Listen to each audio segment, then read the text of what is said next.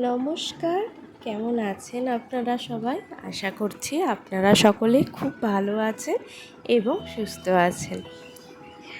এই কদিন ধরে জানালার কাছ দিয়ে জবা ফুল আমি পাড়তে পারছি, মানে হাত বাড়ালেই ফুলগুলো পেয়ে যাচ্ছি।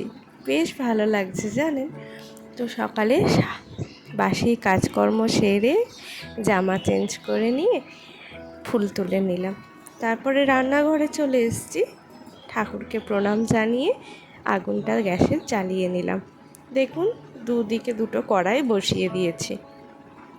সকালবেলাতে এতই তাড়াহুড়ো থাকে যে এইরকম তাড়াহুড়ো করেই আমাকে রান্না বান্না করতে হয়।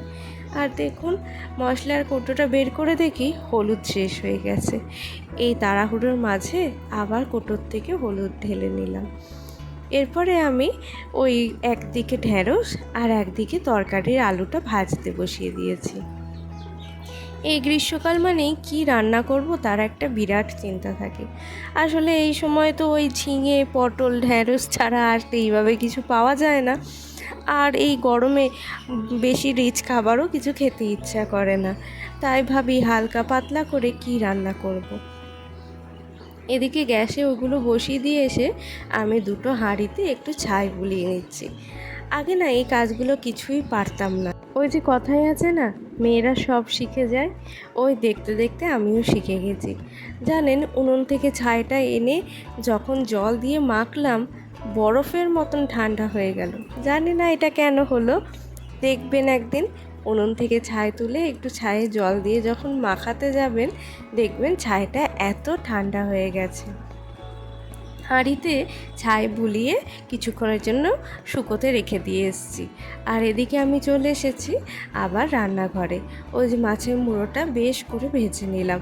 ওই মাছের মুড়ো দিয়ে ওই কুমড়ো আলুর তরকারি করব। এই তরকারিটা আমি আগে কখনো খাইনি, এই বিয়ের পর এখানে এসেই খেয়েছি। তাই ওরা খেতেও ভালোবাসে, তাই আমিও বানালাম। আর খেতে কিন্তু সত্যিই ভালো হয়, বেশ একটু মিষ্টি মিষ্টি হয়। যারা ঝাল তরকারি দিয়ে ভাত খেতে পছন্দ করো তাদের কতটা ভালো লাগবে সেটা আমি বলতে পারছি না। আসলে কুমড়োটা তো মিষ্টি, তাই একটু মিষ্টি মিষ্টিই হয়। সকালে চা খেতে যাব, ও মা দেখি বিস্কুট শেষ হয়ে গেছে, তাই আবার বিস্কুট ঢালতে বসে পড়েছি। আর এদিকে আমার তরকারিটাও কিন্তু হয়ে গেছে, তাই নামিয়ে নিলাম। আর সকালে ওই যে সবাই রুটি খাবে তার জন্য আলু চচ্চড়ি করব। ওই আলু চচ্চড়িতে একটু গাজর, পেঁয়াজ একবারে দিয়ে দিয়েছি। আর এদিকে আমি ভাত বসানোর জন্য চালটাও ধুয়ে নিচ্ছি। ওদিকে আলু চচ্চড়ির আলু সেদ্ধ হতে থাকুক, আর আমি এদিকে ভাতটা উনুনে বসিয়ে নেব। তো দুটো হাঁড়িতেই আমি চাল রেখে দিয়েছি। ওই যে ওদিকে জেঠু এসেছিল, ওই যে ভিডিও করছি বলে জেঠু আমাকে জিজ্ঞাসা করছিল আমারও কি ছবি উঠছে। ওই দেখুন জেঠু উঁকি মারছে, বলছে আমাকে দেখাও আমার কেমন ছবি উঠছে। তাই দেখিয়ে নিলাম। বললাম জেঠু পরে যখন এডিট করব তোমায় আমি দেখাবো। জেঠুরও কি হাসি। তারপরে চলে এলাম ঠাকুর ঘরের দিকে। ভাতটা ওদিকে হতে থাক কাঠে, আর আমি ঠাকুর ঘরটা ঝেড়ে মুছে পরিষ্কার করে নিই। ঠাকুর ঘরের ওই পূর্ব দিকে জানলাটা খুললে সকালের রোদটা এত সুন্দর আসে। আর দেখুন গাছপালার ফাঁক দিয়ে রোদটা আসছে, কি ভালো যে লাগছে। দাঁড়ান ভালো করে দেখায়। ওই পাশের বাড়ির কাকিমাদের এত সুন্দর গাছপালা, আর দেখুন লাল, সবুজ, হলুদে এত ভালো লাগছে কি বলবো। সকালের এই রোদটা না বেশ ভালো লাগে, কিন্তু বেলা বাড়তেই রোদটা এত তীব্র হয়ে যায় যে কি বলবো, আর নেওয়া যায় না। জানেন তো, বিয়ের আগে কখনো এত বড় হাঁড়ি আমি উবর দিইনি।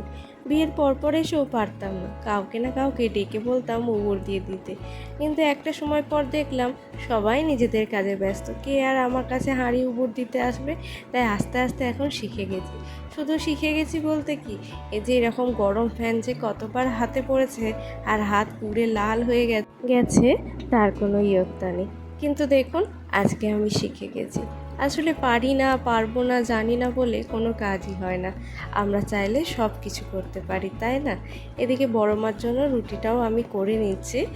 এই যে অনেকেই আছে যারা একটু সাদা রুটি খেতে পছন্দ করে, আবার কেউ কেউ আছে একটু পোড়া। কিন্তু জানেন কি, এই পোড়া রুটিটা খেলে কোনো অম্বল হয় না, কিন্তু যখনই একটু সাদা রুটি খেতে যাবেন, ওটা তো একটু কাঁচা থাকে, ওইটা না অম্বল হয়। সেই কারণে আমি একটু রুটি পোড়া পোড়া করেই করি। আর এই যে ঘড়ির কাছায় তো 8টা বেজেই গেছে, ওনাকেও ভাত দেওয়ার সময় হয়ে গেছে, তাই ওর ভাতটা আমি বেড়ে দিচ্ছি। তরকারিটা দিতে গিয়েও ভাবলাম থাকুক, আসুক আগে, তারপর কি খাবে না খাবে জেনে তারপর করব। দেখুন, বসে সারাদিনে অফিসে কি কাজ না কাজ বা একটু গল্পগুজব আমরা করে নিচ্ছিলাম। সারাদিনে তো আর সেইভাবে সময় হয় না, তাই তারপরে সব কিছু কমপ্লিট হয়ে গেছে আমার এদিকে। এবার ঘরের পাশে বিছানাপত্র সব গুছিয়ে নিলাম, আর ও এদিকে রেডি হয়ে নিচ্ছে। ও এরপর বেরিয়ে পড়বে, আর আমারও যেহেতু সময় হয়ে গেছে, আমি চলে যাচ্ছি স্নানে। ও ওদিকে বেরিয়ে যাবে। স্নান করে চলে এসেছি, এরপর পুজো টুজো কমপ্লিট করে বেরিয়ে পড়ব। বাইরে যা চড়া রোদ্দুর দেখুন,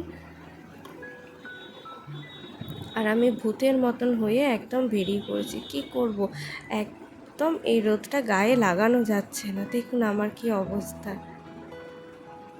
তাহলে চলুন আজকের ব্লগটা এখানেই শেষ করছি। সবাই ভালো থাকবেন, সুস্থ থাকবেন, আর আমার ব্লগটা কেমন লাগছে অবশ্যই জানাবেন।